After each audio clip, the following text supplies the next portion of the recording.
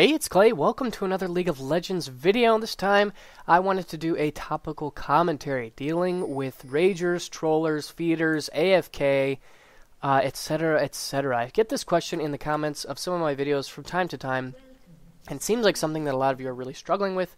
And this is something I wanted to kind of address and talk about. So, before I get into that, though, a little introduction to the gameplay behind this commentary. This is a Dr. Mundo in the top lane. This is specifically Mundo.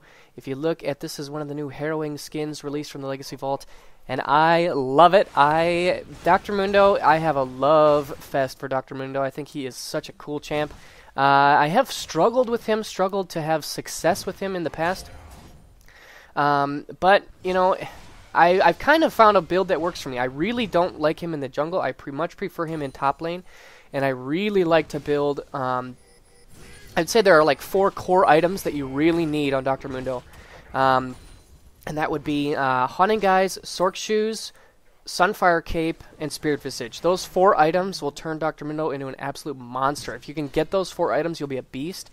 And he's just a ton of fun to play. I found that a big noob trap that I've fallen into is building too much health.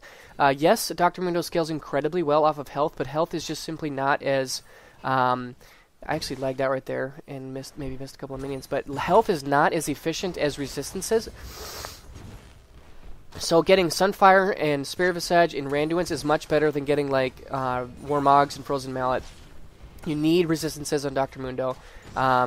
And it will really make your life a lot better. So, anyways, that's the gameplay. I'm playing against Garen, and this is one of the things about playing Dr. Mundo, is that generally your opponents... I mean, this Garen was just kind of bad, to be honest, but this was a ranked match, so he's at the same MMR as me. I don't know what that says, but...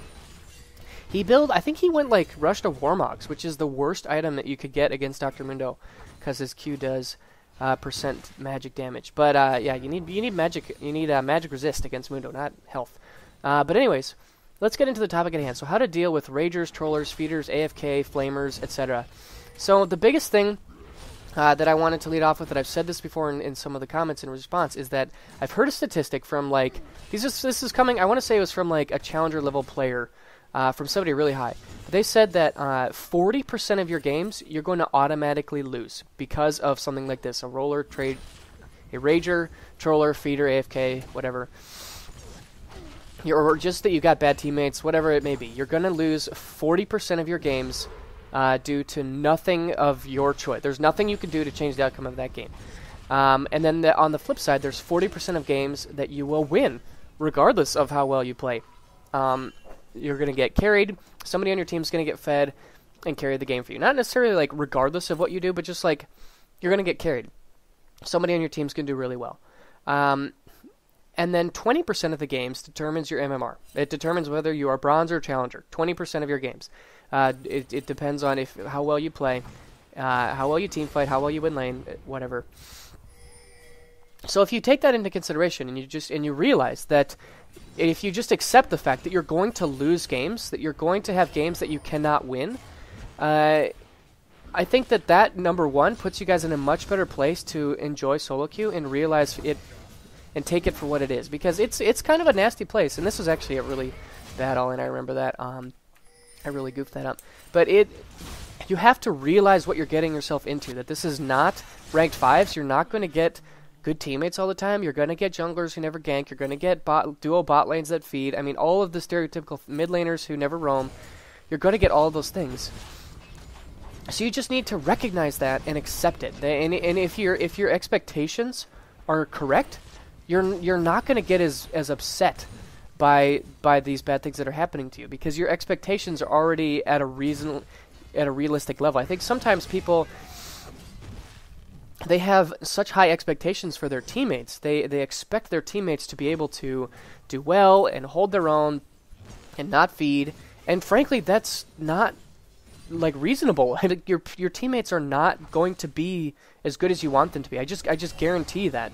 It's just how solo queue is. And you know, I guarantee that there have been games that you guys have fed.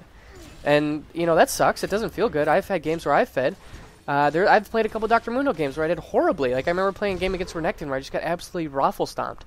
But that kind of led me to this place where I am at now, where I had a pretty solid game on Dr. Mundo.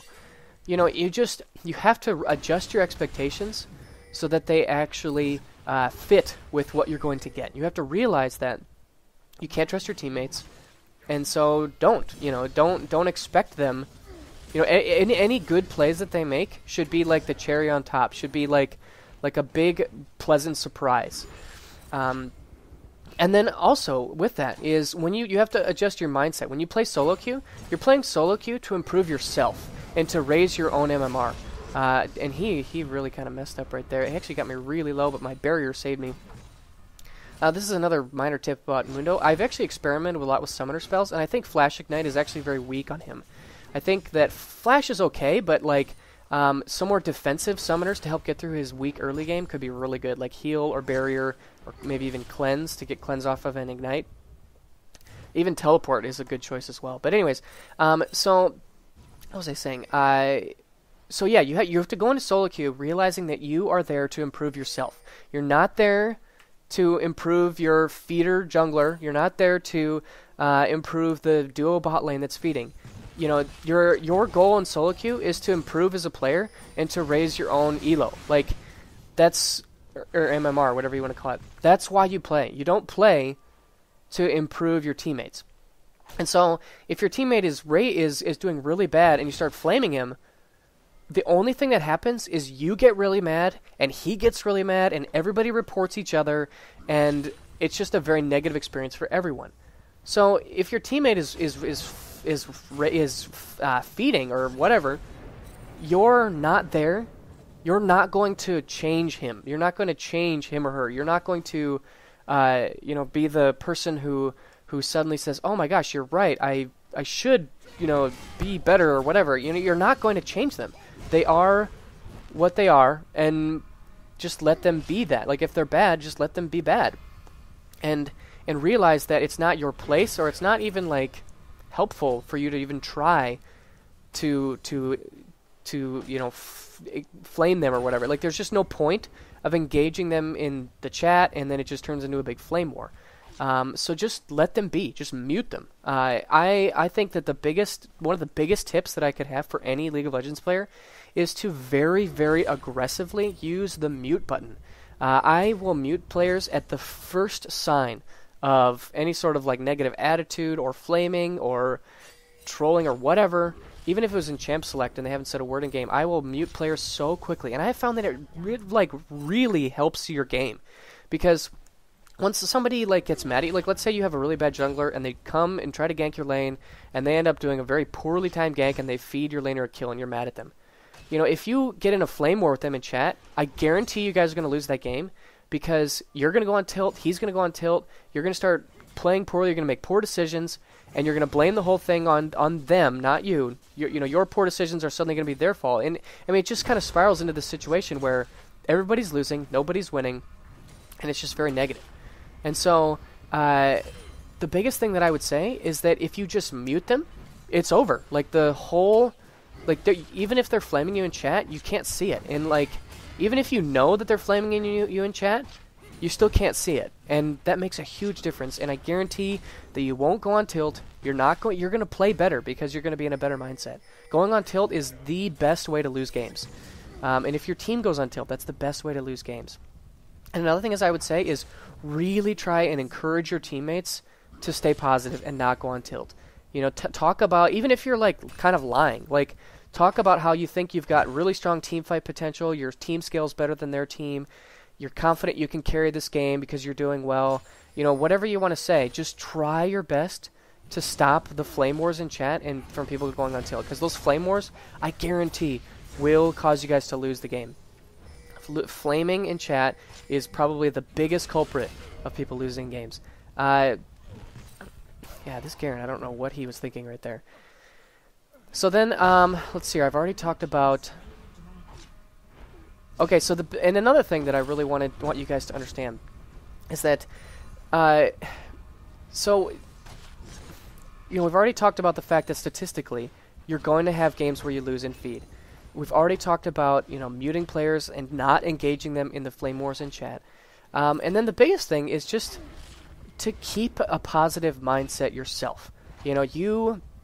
You can only control what you can control. It's like I want to say it's like an old AA thing. Like, give me the strength to control what I can and the courage to control or to accept what I cannot. However that phrase goes. But that's true in League of Legends as well. Like, you can't change the way your jungler plays the game. And engaging him in chat is, I am pretty confident, not going to help. Like, you have to be extremely careful about how you word constructive criticism, because it's most likely going to be taken very negatively. Because people don't want to, they just, any sort of like negativity towards them is usually inferred to be flame, and they get mad, and they just end up like reporting you and raging. You know, that is, it's not helpful. And so generally, just don't try to engage them. And just focus on your own mindset. I mean, like I said before, the biggest thing to take away is that you can control what you can control.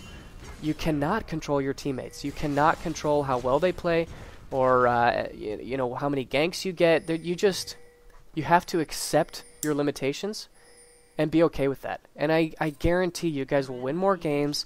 You'll have more fun. And just focus on that. You know, focusing so much on winning and climbing the ladder and reaching a certain MMR division is good. It's good to have goals. It's good to want to improve. But, you know, not at the sake of having fun. League of Legends is a game. It should be fun. And if you ever lose sight of that, you know, reconsider your mindset. You know, one of the biggest things that I like to encourage on my channel is for you guys to focus on the mentality behind League of Legends. You know, League of Legends is such a game of psychology. It's such a game of, you know, just the interacting, the team dynamics, the importance of not going on tilt. Those psychological things are so crucial to having success in solo queue that I cannot stress those things enough. So, yeah, if you get a rager, a troller, a feeder, just accept it. You know, you don't get mad, don't flame, because this is going to happen. You know, accept it. Accept the reality of what solo queue is. This is going to happen to you. I guarantee it. But accept it for what it is. Focus on playing your own game, controlling yourself, and just be patient, because I guarantee you will climb the ladder. If you play consistently, if you improve consistently, you will climb the ladder, and you'll get to where you want to be. So yeah, at this point in the game, this is really where Dr. Mundo starts to shine. I've really gotten my core set of items. I've gotten my Sunfire Cape. I've got a Warden's Mail, which will eventually go to a Randuin's. I'm starting to get some MR because I'm moving out of the laning phase, and they have quite a bit of magic damage. This is kind of a minor note, totally unrelated to my commentary, but one thing that people, I think, underestimate is how much mixed damage certain champions do. So like Ezreal, his auto attacks and his Q deal physical damage, but his W, E, and R all do magic damage, so he's quite mixed. Garen, his ultimate deals magic damage. So again, he's going to get a big chunk of damage out of his ult. He's fairly mixed. And then they've got Annie, who, even though she's a support, she has very high base damages, and so she's again mixed damage. So even though there's a pretty heavy AD team with Garen, Master Yi, and Ezreal, I still want to itemize for some magic resist, especially with.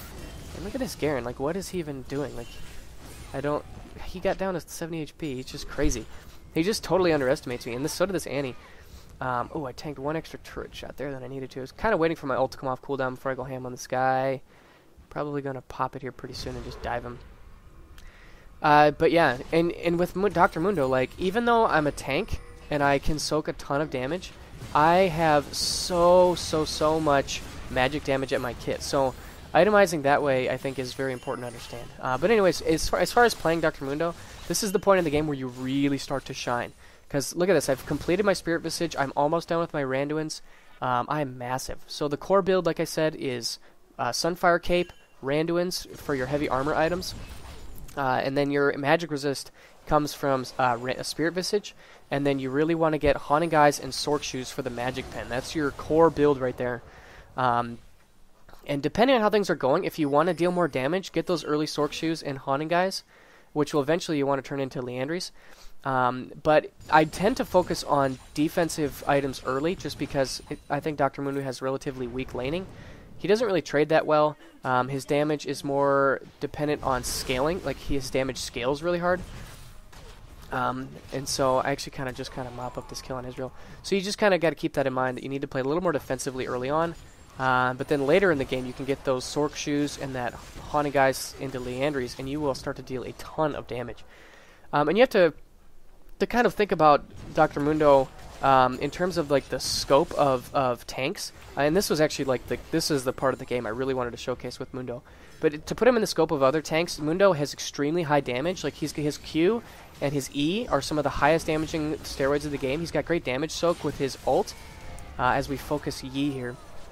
And but beyond that, like he's actually very weak in terms of like initiation. But check this out, this clip right here, where I'm diving Annie into past two turrets, diving Garen, gonna flash on him and get the ticks from my Sunfire and my W, and now trying to body block Meat Shield for Orianna.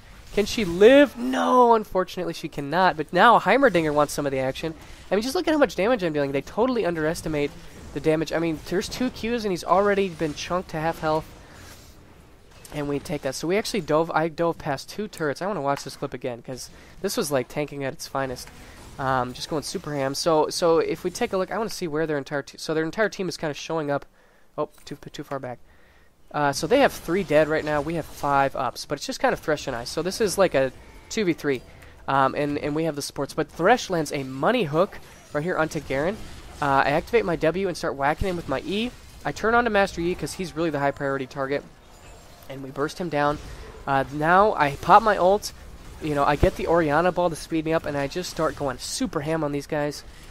And just, I mean, look at that. I'm diving 3 towers deep. Going all the way into the Nexus turrets, really trying to body block, but unfortunately Ezreal had just enough damage. And then the Donger, and he just goes down. Sorry, Heimerdinger. You knew Reaper was cool, but not enough to deal with a fed Dr. Mundo, but just very, very strong at this point. And the game pretty much is over. I do end up staying a little too long. I thought my ult was going to come off cooldown in time to run away, but it was like 2 seconds away. And we just kind of, I think we just group up and end the game. But anyways, Dr. Mundo's a lot of fun. Try him out if you haven't. And go on, focus on this build. I really don't think Mundo works as a straight tank. He needs to be able to deal damage. Actually, I think I get picked off here. But anyways, to kind of close up the actual commentary and finish up what I wanted to say. So not Dr. Mundo. So playing League of Legends is, especially solo queue, it's so important that you have the proper mindset. And when you're going to deal with difficult situations that have ragers, oh, that's like the 3rd time I said rollers, ragers, feeders, trollers, it's very important that you control your mindset, that you focus on what you can control, that you're not, you know, getting mad at them because of something that you can't control. I mean, you just focus on your own game, focus on improving yourself, you know, never flame in chat, stay positive. I mean, I guarantee you guys will have a better experience in solo queue. Because it really can be a lot of fun. I really like playing solo queue. I much prefer it to anything else. And here's just big time tanking. Li Yi shows up. I go to peel him off of Caitlyn. And I think I have Haunting Guys, so I don't have my Landers yet, so I'm not dealing like a truckload of damage, but still a ton. But really, if you just focus on your mindset, focus on your own gameplay, and you realize that these trollers, these ragers, these feeders are going to happen, and you just kind of accept it ahead of time, I guarantee you guys will have more fun. But if you go into it and if your expectations are too high for your teammates, and if you if you try and engage them and deal with them in chat, it's not going to go well. It's going to get you upset. You're going to go on tilt, and that's your thing to control. That's your responsibility, is to play your own game. You can't change the way your teammates play. And so accept that and go with it and just play your own game. And I guarantee, like I said, if you guys focus on improving, if you keep a good mindset, and if you stay positive, you're going to climb. If you are a good player and you stay positive, you're going to climb ELO. I guarantee it. So anyways, I hope you guys enjoyed this video. Let me know down in the comment section below how you guys deal with ragers, trollers, feeders, or your thoughts on the video, or even your thoughts on Dr. Mundo, or even the Mundo skin. Any of the above topics, or even more, please leave it down in the comment section below. Feel free to rate and subscribe if you'd like to see more videos like this, and I'll see you again soon. Bye.